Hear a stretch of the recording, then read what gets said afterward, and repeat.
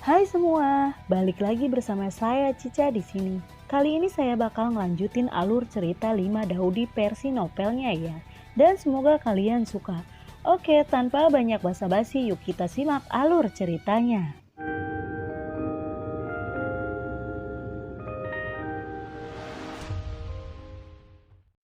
Di cerita sebelumnya, di mata orang yang tak terhitung jumlahnya, bola api besar dan bola es tiba-tiba bertemu. Seluruh alun-alun menjadi sunyi dengan sia-sia, dan dunia tampak membeku dengan sia-sia pada saat ini. Buang! Keheningan antara langit dan bumi hanya berlangsung sesaat. Dan suara keras yang tak tertandingi tiba-tiba meledak. Fluktuasi energi mengerikan yang tak terkatakan menyebar ke seluruh alun-alun. Di bawah pengaruh fluktuasi energi yang mengerikan, sebuah lubang yang sangat besar tiba-tiba muncul di alun-alun. Siapa yang memenangkan pertempuran ini? Pada saat ini, semua orang tidak dapat lagi melihat mereka berdua. Oleh karena itu, semua orang menunggu gelombang api dan es menghilang sepenuhnya. Setelah waktu yang lama, gelombang api dan gelombang es akhirnya menghilang. Mereka melihat lubang gelap yang sangat besar terbentuk di tengah alun-alun. Dan lubang itu tidak memiliki dasar. Dan tidak ada sosok Xiameng dan Xiaoyan di alun-alun. Apakah mereka berdua terluka parah dan jatuh ke lubang hitam tanpa dasar? Kekosongan di alun-alun tiba-tiba sedikit berfluktuasi. Dan sosok perlahan muncul dari kehampaan. Ini Xiameng. Melihat sosok yang tiba-tiba muncul, seruan tiba-tiba terdengar dari tribun. Keadaannya sangat menyedihkan. Pakaiannya compang-camping dan luka ada di mana-mana. Xiaoyan tidak muncul untuk waktu yang lama. Tampaknya Xiaoyan telah benar-benar hancur dalam ledakan besar tadi. Xiameng seharusnya memenangkan pertempuran ini. Pada saat ini, wajah Xiameng tiba-tiba berubah.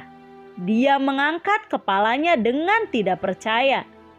Melihat kehampaan di suatu tempat di depannya, dan sosok hitam perlahan muncul.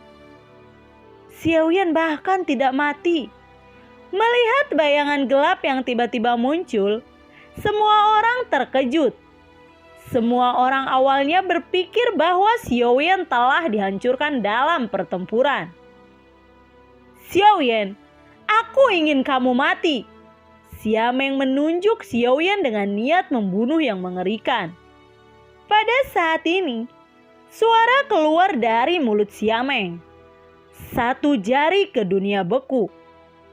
Mendengar teriakan jelas Xiameng, kepanikan tiba-tiba terdengar dari tribun. Sebuah jari ke dunia beku. Xiameng menggunakan jari ke dunia beku. Xiaoyan benar-benar memaksa Xiameng sedemikian rupa. Memaksa Xiameng untuk menggunakan bahkan satu jari dari dunia beku. Xiaoyan benar-benar mengerikan. Tetapi Xiameng membuat jari dunia beku. Tampaknya situasi Xiaoyan tidak baik. Merasakan ketidaknormalan energi antara langit dan bumi, Xiaoyan juga memiliki ekspresi serius. Segel gunung, balik segel laut, hamparan, segel santian, Gudiyin. Dengan perubahan cepat dalam Yanjue, telapak energi meledak dengan cahaya menyilaukan. Dengan cepat terbentuk di antara kedua tangan Xiaoyan. Memadamkan segel abadi. Melihat tanda cahaya energi yang muncul dari telapak tangan Xiaoyan, generasi tua yang hadir sedikit terkejut. Melihat Xiaoyan melakukan seni segel kaisar, Tieyun dan Yao Tian di tribun juga saling memandang. Jelas mereka berdua cukup terkejut bahwa Xiaoyan mampu menampilkan Mi Xianyin dari Kaisar Besar Mi Xian. Yao Tian tersenyum lalu bertanya kepada Tieyun yang berada di sampingnya. Apakah ini benar-benar segel Mi Xianyin? Tieyun lalu menjawab, Aku tidak yakin. Tapi ini memang mirip dengan Misianin. Tetapi kekuatannya jauh lebih lemah daripada Misianin asli. Mungkin Xiaoyan masih kurang kekuatannya. Oleh karena itu dia belum mampu mengerahkan kekuatan terbesar dari memadamkan segel abadi. Di sudut tribun yang tidak mencolok, seorang lelaki tua berjubah abu-abu dan seorang lelaki tua di Xingyi duduk berdampingan. Pria tua berjubah abu-abu itu bertanya kepada pria tua di Xingyi, "Apakah menurutmu pria muda itu menunjukkan segel abadi?" Pria tua di Xingyi lalu menjawab, "Sepertinya bukan. Tapi mungkin juga sih."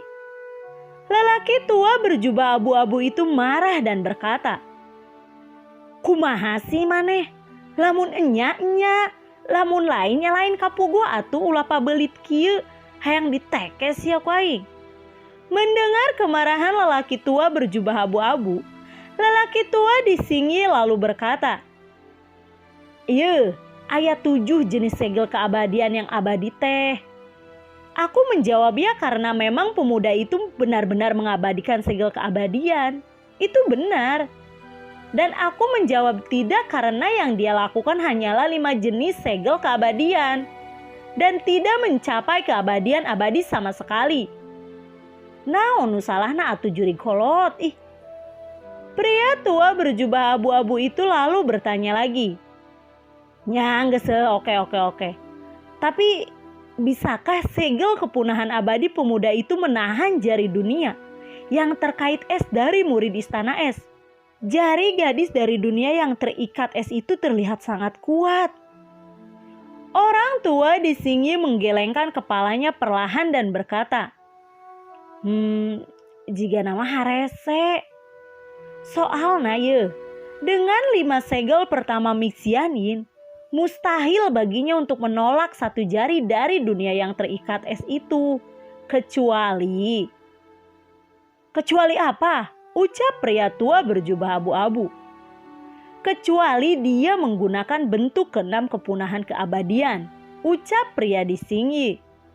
Pada saat ini, mata lelaki tua di Xingyi menyala dan dia berbisik, "Hantu tua, lihat dia. Pemuda itu benar-benar menggunakan bentuk ke-6. Lelaki tua berjubah abu-abu itu juga menatap pemuda di alun-alun. Jejak 2 tangan Xiaoyan menyilaukan, berubah dengan cepat, dan terbentuk di telapak tangannya. Bentuk ke-6 segel Kaisar Jue, hancurkan segel Kaisar. Tepat ketika semua orang mengira Xiaoyan akan berhenti di sini, Xiaoyan sekali lagi mengeluarkan segel di tangannya, dan tanda cahaya energi ke-6 muncul perlahan. Dengan perubahan mudra yang cepat, segel cahaya yang lebih kuat dari 5 segel cahaya sebelumnya juga perlahan muncul di telapak tangannya. Ada total 5 segel di Yinjue kuno, dan setelah bertahun-tahun berkultivasi, Xiaoyan akhirnya membudidayakan tipe ke-6 Kaisar di Yinjue. Cetakan telapak tangan energi ke-6 ini hampir menghabiskan semua kekuatan di tubuh Xiaoyan. Di bawah tatapan semua orang yang hadir, tangannya perlahan-lahan bergerak mendekat, dan kemudian 6 energi perlahan bergabung. Melihat jejak telapak tangan energi antara telapak tangan Xiaoyan, mulut Xiameng membangkitkan cibiran jijik. Lengan kanannya perlahan terentang. Jari telunjuk kanannya menunjuk ke arah Xiaoyan. 1 jari ke dunia beku. Lapisan es dengan aroma dingin menyebar ke arah Xiaoyan dengan kecepatan menakutkan yang tak terlukiskan. Dalam waktu singkat, sebagian besar alun-alun dibekukan oleh lapisan es yang tebal. Lapisan es yang menyebar dengan cepat menyerupai binatang buas, menelannya ke arah Xiaoyan dengan kekuatan luar biasa. 6 segel menjadi 1. Melihat lapisan es yang sangat menyebar, Xiaoyan mengeluarkan teriakan yang dalam. Energi telapak tangan di tangan Xiaoyan juga meledak ke depan. Kekuatan kedua itu bertabrakan. Dalam waktu singkat, gunung es yang menyebar benar-benar membekukan seluruh alun-alun. Setelah semburan energi yang tak terhitung jumlahnya, sidik jari energi yang besar itu akhirnya langsung menembus lapisan es yang tebal, membawa energi yang tak tertandingi dengan keras tercetak di tubuh Xiameng. Melihat ini, ekspresi Bing Wangtian berubah drastis. Dia tiba-tiba bangkit dari tempat duduknya dan berteriak, "Xiameng!" Tubuh Xiameng seperti bola meriam, jatuh ke belakang dan terbang keluar dengan cepat.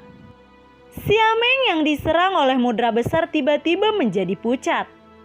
Darahnya tumpah ke langit seperti hujan darah, meluncur di udara dan menghilang di dalam lubang besar, bekas cetakan tangan yang telah jatuh ke tanah. "Xiameng!" Bing Wangtian berteriak dengan marah. Tiba-tiba dia bergegas keluar dari tempat duduknya. Aliran cahaya melintas dan langsung bergegas ke lubang besar cetakan tangan raksasa. Suara gemuruh itu berlanjut untuk sementara waktu, dan kemudian di mata semua orang, seluruh lapisan es terbuka. Semua orang yang hadir terkejut melihat pertempuran antara keduanya. Waktu berlalu, dan setelah waktu yang lama, semua puing es di langit jatuh seperti kepingan salju ke dalam lubang besar di alun-alun. Sosok kurus Xiaoyan juga perlahan muncul di depan mata semua orang. Pada saat ini Bing Wangtian memegang Xiameng dan bergegas pergi dari lubang besar. Xiameng berbaring di pelukan Bing Wangtian. Bisikan yang terputus-putus terdengar dari Xiameng, "Guru, balaskan dendam untuk muridmu." Bing Wangtian berkata dengan lemah. "Xiameng, jangan khawatir, aku akan membalaskan dendamu." Bing Wangtian menatap Xiaoyan di kejauhan dengan mata dingin dan berkata, "Xiaoyan, kamu membunuh muridku dan aku ingin kamu membayarnya." Bing Wangtian mengarahkan telapak tangannya ke Xiaoyan. Sinar menyilaukan melesat dari tangannya, pergi dengan kasar ke arah Xiaoyan. Melihat bahwa Xiaoyan akan terkena sinar energi itu, tiba-tiba sosok tua muncul dan mengeluarkan sinar energi yang tercetak di atasnya. Buam, buar! Kedua sinar energi bertabrakan dengan sia-sia di langit, tiba-tiba meledak menjadi kecemerlangan. Melihat sosok tua yang tiba-tiba muncul, Bing Wangtian berteriak dengan dingin, "Tie Yun, menyingkirlah. Hari ini aku harus membunuh anak itu untuk membalaskan dendam muridku."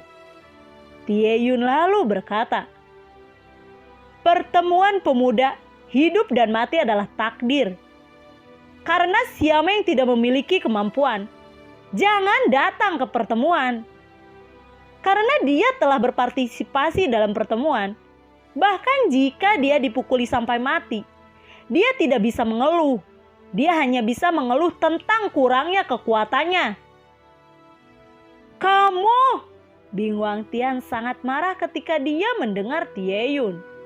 Bing Wangtian segera menahan amarah di hatinya dan berkata dengan dingin, "Tie Yun, kamu benar-benar ingin menjadi musuh seluruh istana esku untuk anak ini." Sebagai salah satu dari 8 tempat suci, istana es secara alami sangat kuat. Meskipun perguruan tinggi Shengnan mungkin tidak takut dengan istana es, begitu istana es dan perguruan tinggi Shengnan berperang, lebih banyak orang akan mati. Apakah layak membunuh lebih banyak orang demi Xiaoyan? Pikiran Tie Yun berubah dengan cepat, dan dia menundukkan kepalanya untuk melihat wajah Xiaoyan. Dia perlahan mengangkat kepalanya dan berkata, "Aku akan menyelamatkan Xiaoyan." Mendengar kata-kata Tie Yun, Bing Wangtian lalu berkata, "Baiklah, mulai sekarang istana esku adalah musuh dari Akademi Shengnan." Setelah beberapa saat, Wasit kembali sadar dan memutuskan hasilnya. Di babak ini, Xiao Yan dari Akademi Shengnan menang. Saat pertempuran berakhir, semua orang meninggalkan tempat satu demi satu. Dan Xiao Yan juga dibawa pergi dari tempat kejadian oleh Tie Yun.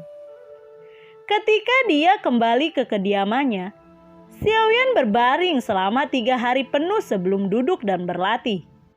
Untungnya dengan sejumlah besar pil, dia pulih dengan cepat. Seiring berjalannya waktu, hari demi hari Xiao Yan juga pulih dengan cepat.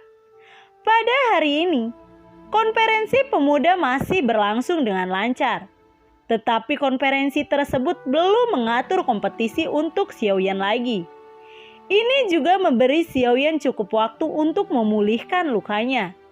Setelah memulihkan kekuatan fisiknya, Xiao Yan segera keluar dan terbang menuju tangga menuju langit. Dalam sekejap, dia sudah berada di dekat area itu. Dia jatuh ke tanah dan berjalan menuju tangga ke langit dengan berjalan kaki. Melihat tangga yang menjulang tinggi, Xiao Yan bergerak menuju tangga. Ketika dia sampai di bawah tangga, perasaan aneh tiba-tiba muncul di hati Xiao Yan. Seolah-olah ada sesuatu di atas tangga untuk memanggilnya. Xiao Yan segera memutuskan untuk mendaki jalan ke langit untuk mencari tahu. Xiao Yan, kamu di sini lagi? Pada saat ini, suara terdengar perlahan di belakangnya.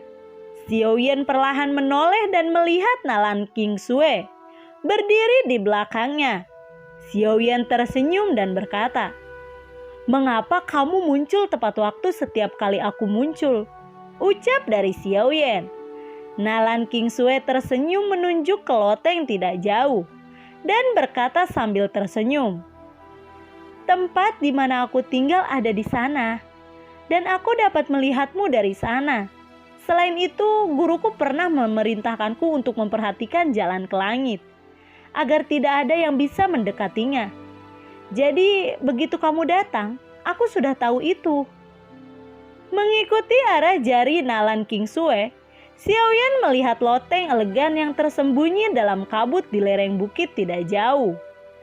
"Nalan Qingsue, aku memikirkan jalan menuju langit, dan aku ingin melihatnya," ucap dari Xiao Yan. Nalan Qingsue lalu berkata, "Tidak, guruku tidak mengizinkannya. Sebenarnya aku juga ingin melihatnya, tetapi dihentikan oleh guruku. Guruku berkata bahwa jalan menuju langit ini sangat berbahaya."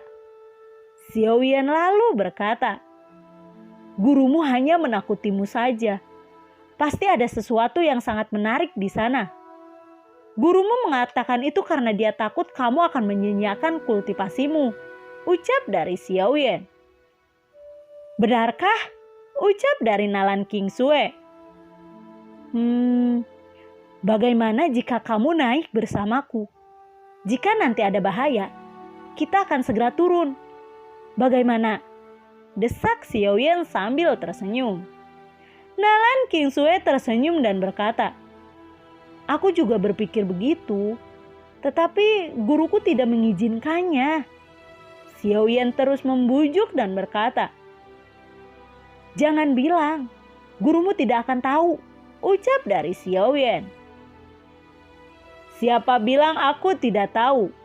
Pada saat ini, suara yang agak agung tiba-tiba terdengar dan 2 sosok perlahan muncul. Salah satunya adalah Tetua Agung Tie Yun dan yang lainnya adalah wanita paruh baya yang anggun. Dia adalah orang yang berbicara sebelumnya. Melihat wanita paruh baya itu muncul, Nalan Qingsue segera menyapa, "Guru." Xiao Yan lalu berkata, "Apakah kamu guru dari Nalan Qingsue?" ucap dari Xiao Yan. "Dia adalah Sui Xuanyue, penguasa Paviliun Abadi. Semua orang memanggilnya peri air. Xiao Yan, tolong sapa peri air." Tie Yun memanggil Xiao Yan. Mendengar pengenalan Tie Yun, Xiaoyan tidak bisa menahan diri untuk tidak kagum. Papiliun abadi dianggap sebagai kekuatan teratas di seluruh benua Qi asal. Xiaoyan segera melangkah maju dengan hormat dan berkata, "Peri air yang baik, aku mendengar Nalan Kingsue mengatakan bahwa kekuatanmu melampaui langit. Jadi aku ingin bertanya sesuatu," ucap dari Xiaoyan. Sui Xuanyue memandang Nalan Kingsue dengan ramah dan kemudian tersenyum tipis lalu berkata, "Nalan Kingsue pandai dalam segala hal. Tetapi satu hal adalah dia selalu suka mengangkatku di depan orang lain. Katakan, pertanyaan apa yang ingin kamu tanyakan?" ucap Sui Xuanyue. Xiaoyan lalu bertanya, "Apakah kamu tahu Chang Shengtian atau surga umur panjang?" Mendengar ini ekspresi terkejut melintas di mata indah Sui Xuanyue. Segera dia menoleh ke Tieyun di sebelahnya dan bertanya, "Tieyun, apakah kamu pernah mendengar tentang surga umur panjang?" Tieyun berpikir sejenak, lalu perlahan menggelengkan kepalanya dan berkata, "Aku benar-benar tidak tahu. Aku tahu bahwa ada alam umur panjang. Alam umur panjang juga disebut alam abadi. Dan ada cara untuk memasuki alam umur panjang. Seharusnya ada 2 jenis. Yang pertama adalah kekuatan di tingkat Daudi dapat memasukinya dengan bertarung melalui langit. Yang kedua adalah jalan menuju langit di depan kami. Di sepanjang jalan menuju langit, kamu dapat memasuki alam umur panjang. Tetapi ada banyak kesulitan dan itu sangat berbahaya." Setelah mendengarkan kata-kata Tieyun, hati Xiaoyan langsung merasa kecewa. Lalu, bagaimanakah kelanjutan ceritanya? Nantikan video Cica selanjutnya ya. Bagi kalian yang suka akan alur cerita yang Cica bawain, kalian bisa like, komen, share ke teman-teman kalian ya. Cica ucapin terima kasih juga buat kalian yang udah mensupport Cica lewat link Saweria di bawah kolom deskripsi. Dan semoga sehat selalu ya buat kalian. Cica mohon pamit dan assalamualaikum. Dadah.